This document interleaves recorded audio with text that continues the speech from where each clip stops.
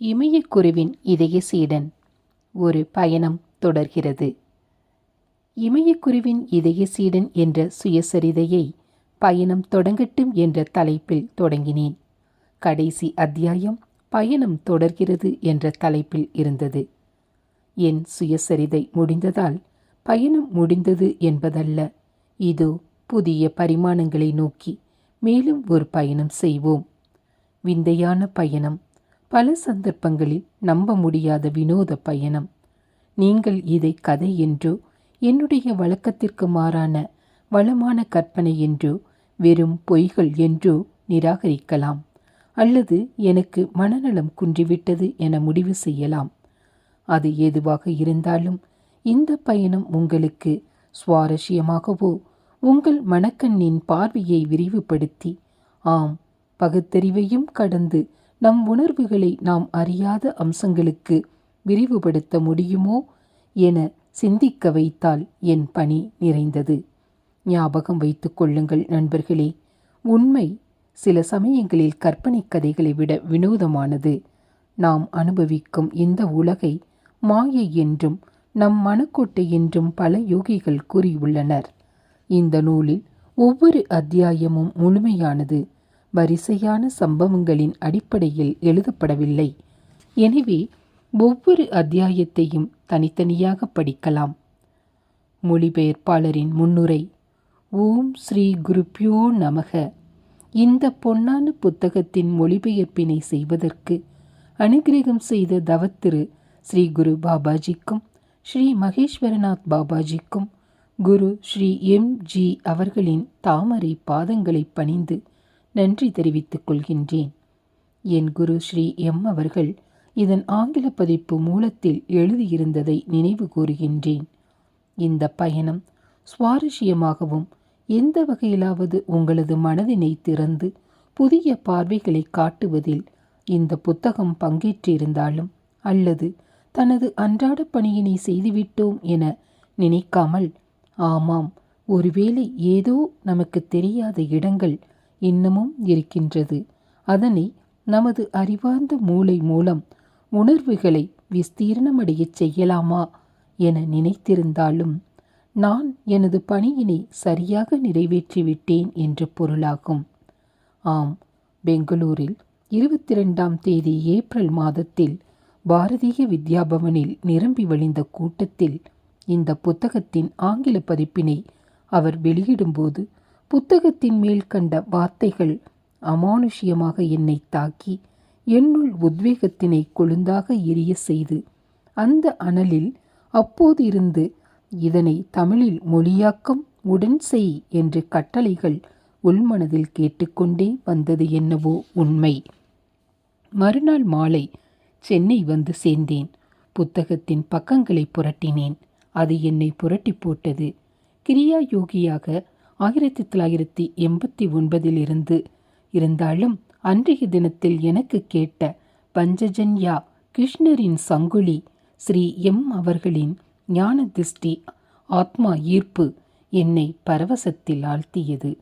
அதனை படிக்க ஆரம்பித்ததும், பிருந்தாவனத்தில் பன்னீர் மலர் சொரியும் நேரங்களில், பாரிஜாதமும் தேன் சொட்டும் சமயங்களில், தென்கோடி தென்றல் தரும் ராகங்களில், கிருஷ்ணரின் புல்லாங்குழலின் மயக்கும் இன்னிசை இந்துமதிக்கு கேட்டது போல எனக்கும் கேட்க, ஸ்ரீ குருவாயூரப்பனின் மங்கள உருவம் மங்கள மேளங்களுடன் என்னுள் ஆட்கொள்ள, நானும் உடலை விட்டு வெளிப்பயணம் செய்ய முற்பட்டேன்.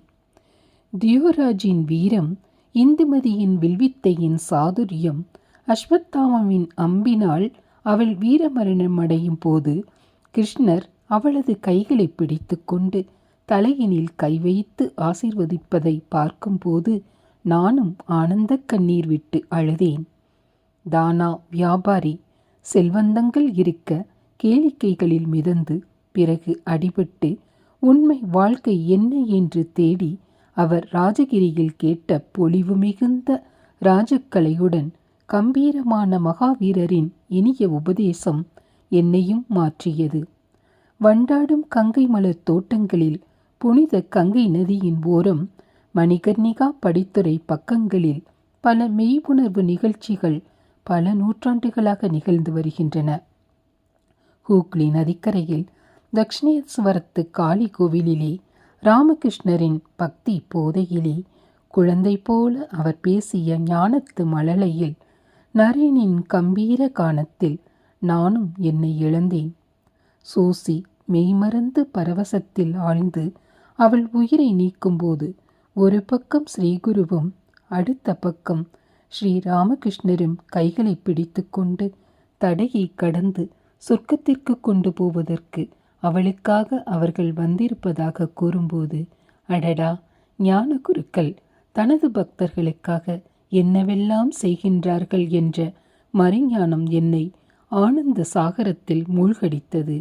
ஆமாம், ஸ்ரீ எம் எழுதியிருக்கும் தவத்திரு ஸ்ரீ குரு மகா அவதார பாபாஜியை பற்றி இங்கு கூறினால் தானே நிறைவு பௌர்ணமியாக பட்டொளி வீசி கீதையில் கிருஷ்ணர் கூறுவது போல நானே உயிர்களுக்கெல்லாம் நிலவின் அமுதபானத்தை கொடுத்து புத்துயிர் ஊட்டுகின்றேன் என்பது போல இங்கு படிப்பவர்களின் ஆத்மாவையும் தொட்டி எழுப்பும் ஸ்ரீ குரு பாபாஜி இந்த யுகம் முழுவதும் இருந்து மக்களை ஆன்மீக வழிக்கு கொண்டு சென்று அவர்களை எல்லாம் உயர்நிலைகள் அடைய வைக்கும் அவதார புருஷர்.